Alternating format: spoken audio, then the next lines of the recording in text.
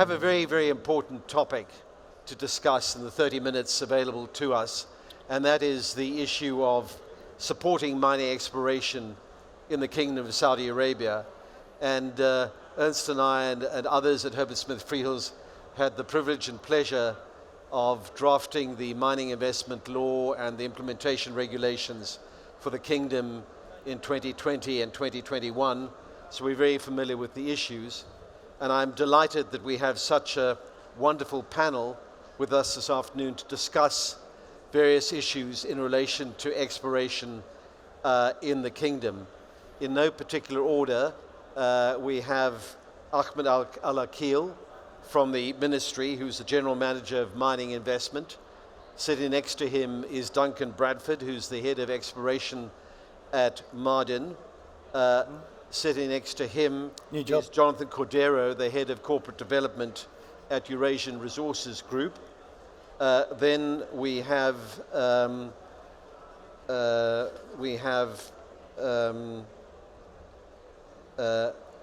Al-Ghami from the Vice President of Inspection at ESNAT, which is the organization, the company which basically grants the licenses in the Kingdom. And then last but not least, we have Rashid Kader, who's the EVP of Operations at DRA Saudi Arabia. And then finally, we have Kamal bin Al-Jahani, who is the Managing Director of ALS Arabia. So I'm going to keep my comments quite short, but I make the obvious point that unless you have exploration, you're not going to have any production in any country, not least in the Kingdom. And obviously the one issue here is this is a fairly new industry for Saudi Arabia. The ministry is only 3 years old. The new law is something like 3 years old. There are huge incentives that have been announced today at the conference, $185 million being devoted to exploration as incentives in the Kingdom. And as the Minister announced this morning, something like $2.5 trillion of resources now exist in the Kingdom of Saudi Arabia. The question, though, is with all these resources and the technology that goes with it, are you going to have the necessary exploration in the Kingdom? So what has happened here are two innovations. One is the government has gone out and auctioned exploration licenses.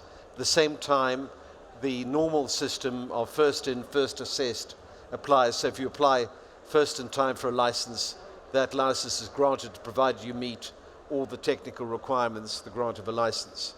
So I'm going to kick off and ask Ahmed, first of all, a representative of the ministry, what sort of reforms, what sort of significant reforms have been introduced in the Kingdom which would promote investment in exploration, and what sort of incentives is the government making available to exploration companies in Saudi Arabia?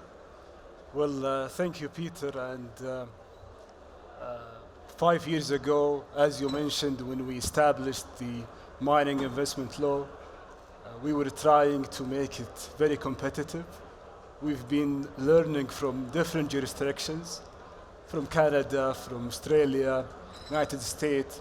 Yeah. And we came up with that recipe that we were thinking it's the right recipe to attract the explorers and also to increase the exploration activity in the Kingdom.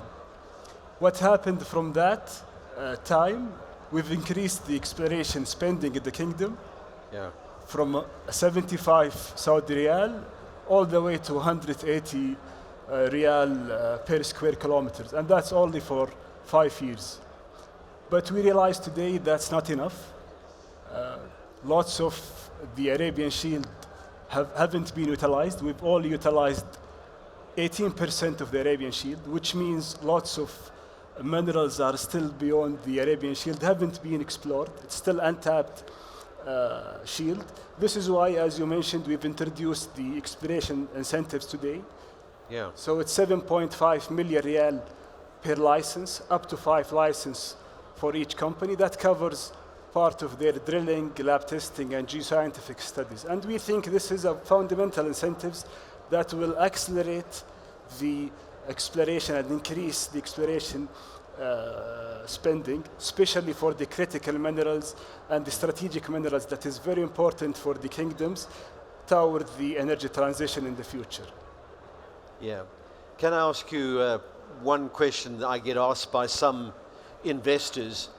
Why did the ministry decide to auction licenses as opposed to apply the first in, first assessed principle? Sure. So the main path of the license in the kingdom stays the first come, first serve. Yeah. Today it covers more than 95% of our licensing procedure. However, there are some certain sites that includes some data. We believe their maturity level are more than the regular sites. This is why we introduced the auction, just to make sure we're attracting the right technical companies Yeah. with certain responsibilities toward the social and environmental sustainability. Right. The other issue is when the new law was announced, the government indicated that they were embarking on this extensive geological survey run by the Saudi Geological Survey. How far has that got, and when is it going to be completed? Because, again, that's a question I get asked. Absolutely. So, Yeah. as announced today, so the 600,000 square kilometers Arabian Shield is a large shield. It takes a long time to survey the entire shield. However, we've completed so far 30% of the shield, and data now is publicly available through the National Geological Database, as announced this afternoon, as well as the geochemical surveying. We've completed around 40% of that, and also the data are available in the NGD platform. And it'll all be available online, it will be accessible. Absolutely, Yeah. for free as well. Good, thanks. Well, can I jump now to Duncan, wearing your Ma'aden hat? Obviously, the kingdom's been known as a hydrocarbon producer, obviously the most important in the world. It's not really been known as a mining country. How do you see, as the head of exploration of mining at Ma'aden, how do you see the kingdom's exploration potential? Firstly, I think I should start by the ministry announcing that the 2.5 trillion endowment today. That's a high bar for us to target now. But in terms of Ma'aden in itself, in the past we probably haven't drilled adequately in certain areas. Following the recent announcement by Ma'aden of an increase in some very good resources in the Masura region, our focus now is more resource conversion and extension drilling in our brownfields operation. So in addition to what the Ma'aden Accelerated program is doing, we're concentrating on over 100 kilometres this year to expand our existing operations in the Masura region. With our intent is to drill this year, then the aim of declaring an actual reserve at the end of 2025. So whilst our Greenfields group is exploring a lot of very, very new areas, we're concentrating on our existing areas around the mines. And to be frank, as previously mentioned, Saudi is fundamentally under-drilled. A lot of scarce drilling, and now we're concentrating on more concentrated areas around our operations. With that in mind, we haven't been able to do it alone, so we've brought in our partners such as Barrick and Ivanhoe and Alcoa across the Ma'aden different business units. In particular, with Ivanhoe and the Typhoon technology, that joint venture is trying to help us accelerate the exploration targets by up to 6 times so we can concentrate our drilling, then further expanding our relationships with Barrick around the copper gold areas to the western side of Saudi Arabia. Yeah, so that does raise the issue about technology, and obviously exploration's changing, technology's accelerating that. How's that helping Ma'aden? How's that helping the kingdom? You refer to the Typhoon technology.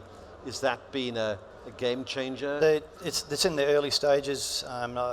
of the first test around the Alomar region, and they've had some reasonable success so far, early stages around the Alomar region, but that will help us identify areas where we can drill instead of going out into total greenfield areas and drilling and not having any returns. This will concentrate our drilling in with Typhoon. Yeah.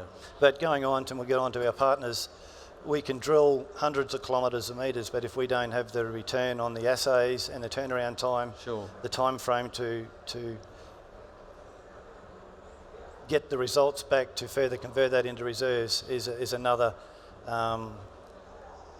blockage that we have to unblock Another going hurdle forward. to jump. Yeah. Yeah, yeah.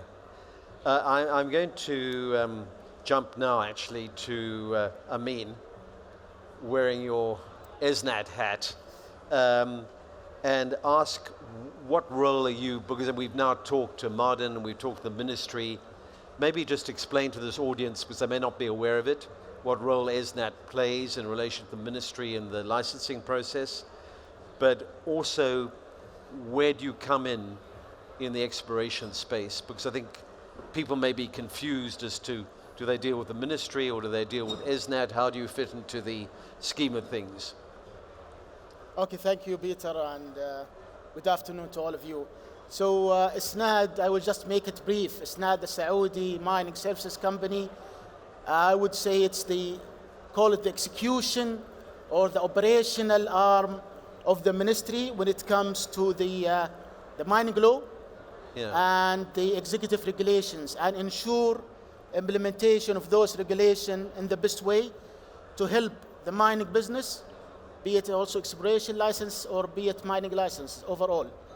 So if I zoom a little bit on the exploration itself, so we do facilitate and support the investors when it comes of using the best practices, using the best, I would say, competency, and how to use the best competency overall, whether be it services, be it people, and as well as the most important element, the work program. So when we have a work program of exploration, we will help and ensure hand in hand with the investors that the work program is going as per the time frame, and being a friend and a good neighbor to the community and the environment as well. So that's more or less. Bear in mind that our aim and the final aim for all of us is to transition those exploration license to a mining license, where the actual benefits to the economy, to the investors, and to the local community is realized. And what do you see the biggest challenges to exploration in the kingdom? What would you say they are? Yeah, there are many challenges, but I would say it's all manageable if we do have the right countermeasure and we have the right actions. But for me, to be honest, and being a geologist for the business for more than 20 years, I would say the major challenge today for all of us is being, I would say, the best neighbor to the community. And what I mean, any exploration license is located, I would say, many or all in remote areas. Yeah. So having the community engagement, having the stakeholders analysis, having a strong social performance, that will definitely enable good exploration programs in remote locations. This is one. The second one, which is less challenging for me, is the access to the infrastructure, to the power, to the water. However, with a good planning and good, I would say, work program, we could easily tackle all of this. Yeah. How are you making life easier for exploration companies in the kingdom? What are you doing to facilitate that? Because obviously that's another question that's asked. Yeah, that's a little bit, I would say, hard question. However, looking at the exploration today, and we have good technology started now, we have good drilling companies, we have good services companies like analysis. For me, the most critical elements, and to make it a bit successful, is the manpower and the competency, and building the right competency in the market. As you know, we are attracting foreigner, and we would like really to make the best of local transfer knowledge or knowledge transfer to the locals in order to sustain the business. Yeah. So that's our aim. The second enablement for us, and which I am really happy and glad to see it's progressing very well, is the digital platform of the ministry and SNAD is working in order to facilitate and help the investors to communicate, as well as to report, to access digital, to access geological data. That will make it much easier for them, and we are really progressing at that aspect. Yeah. So my sense is, having worked here, there's huge emphasis on social performance and social impact, and that's why you refer to the whole issue of communities, because that's very, very important to the kingdom. Correct. Yeah. Okay. I'm now going to go to Jonathan. Jonathan, obviously you represent a major mining company, Eurasian Resources Group, and we've seen the swings and roundabouts around exploration by major mining companies, cutbacks in exploration, juniors doing the exploration rather than the majors. We now see a swing back to more exploration. And both at a macro level, talking about the majors, obviously you're a significant company, you represent a very significant company, but at the macro level as well as in the kingdom, where do you see this heading, and what do you think the cause of this shift is? Well, it's frankly the fight for survival, right? It's if you look at the big extrapolations of how much metals we need for the global battery transition, it's a sheer amount, but it effectively means we need to bring in 200 to 300 mines online till 2030 to achieve that. And they need to be fed, and we need to think about the next generation of mines. And most mining companies are well below their replacement rates, right? We're in a business where we're depleting resources. If we don't add back to our mineral resource inventory, we will frankly just go out of business. Yeah.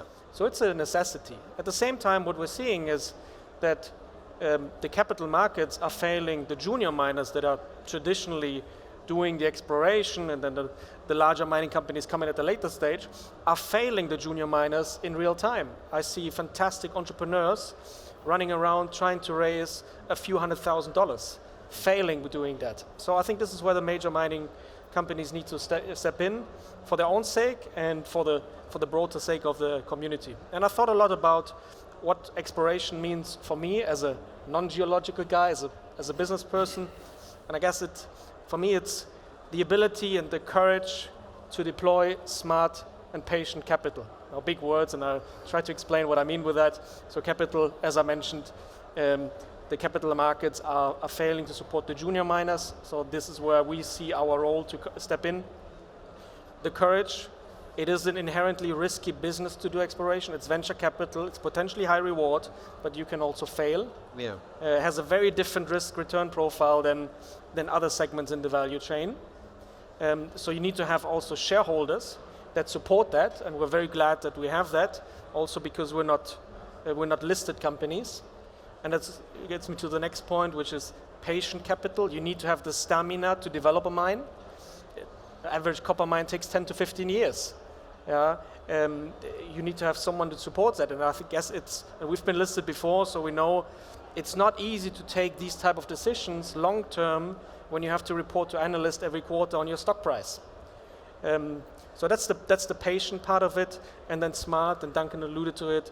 The next generation of exploration, we believe, is large-scale, technology-enabled exploration plays. That's not always possible in every country. It's very possible in this country. And the technology aspects is to do things quicker, to shorten that amount from 10 to 15 years, and do it smarter, and try not to be super academic about your program, very solid on your theory, but also be agile in the approach of doing things. Yeah. And then just coming back to the kingdom, what do you think, what are the majors doing in terms of exploration, and your company as well, in terms of Saudi? So we're very new to the country. We only set up our business early last year, and we are now, I guess, the largest foreign exploration company. We operate on 25 licenses at the moment. We have around 400 licenses still in application. We're growing the team rapidly. So I guess we hope that more of us, of more of the major companies come together, they collaborate. We believe with the challenges that we have as a society, mining is a team sport. Yeah, there's enough work for everyone. There's no real competition in mining. And I think Saudi Arabia has all the ingredients to be successful, to have a fair level playing field to do exactly that. Yeah. I'm afraid we're running out of time, and I've still got two speakers that I've rather ignored. So can I start with Kamal? The issue, what do you see the major challenges for service providers in exploration in the kingdom at the moment? I think, generally speaking, the one of the main challenges that's facing all of the spectrum of business and the mining industry is the human resources and manpower talent available in the market today, either internationally or locally.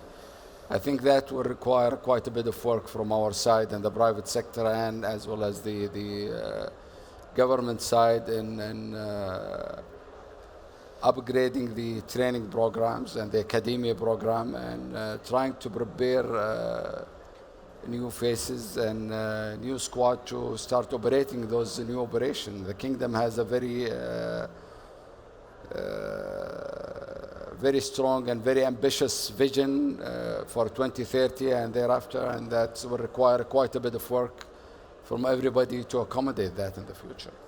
Do you have the necessary skills and levels of education in the kingdom to do this? Definitely.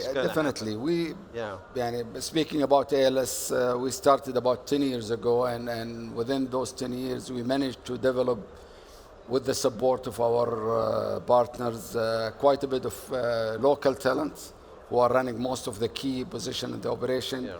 But we are looking to expand on that, and the demand is increasing beyond our corporate level and to the government level as well. And I think it will require some extra effort to meet those requirements and those demands in the future. But the government's committed to trying to... Absolutely. We have seen quite a bit of programs developed in a number of universities. Yeah. Last but not least, the one in King Fahd Petroleum and Mineral University that was adopted or inaugurated recently by the ambassador, by the minister, and by Khalid al-Mudayfir. And also the Ma'aden Institute in the northern part of Saudi Arabia, which is, I think, very important cornerstone in developing a number of talent in this important side of the operation. Thank you very much. Rashid, just finally coming to you. You're in DRA Saudi Arabia, you're the EVP for operations, and you spend a lot of time here, between here and South Africa, my home country originally. Can you tell us a little bit about maximizing value from exploration, and how do you see that developing? Good afternoon, everybody, and thank you, Peter. I think firstly, DRA is not an exploration company. Yeah. So what we really start is from the studies and the downstream processes, which involves your plant design, engineering design, mine design. And the term that a lot of our majors globally use is the E4V, which is exploration for maximum value. Yeah.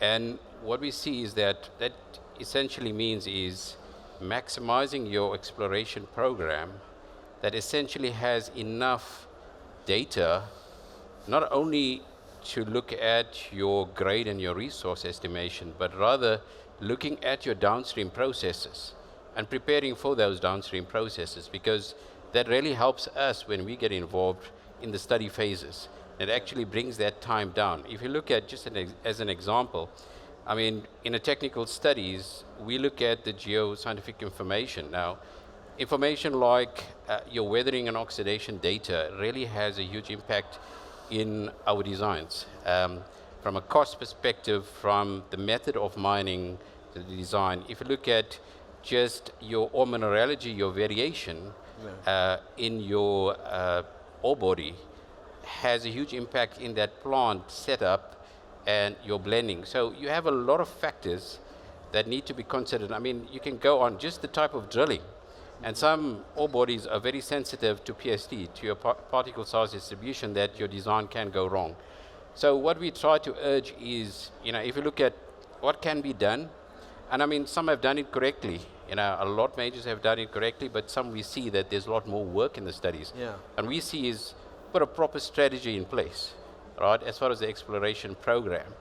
And the second advice we see, those that do have that, we see success is multifaceted teams with disciplines across the board, which has geologists, mining engineers, environmental specialists, and metallurgists. Right. They look after those streams and ensure that those streams are taken care of. And I think if we concentrate on that, you get that maximum value on your exploration program and inherently cut a lot of cost and time in your study phases. Yeah. Just finally, on the issue of sustainability, how do you see that fitting into the value chain? If you look at our journey in the kingdom, and if you look at 10 years back, and something that Kamal was saying, is you had a skills shortage then. Here I specifically talk about local. So majority of your local skills and good skills are really with the major mining houses.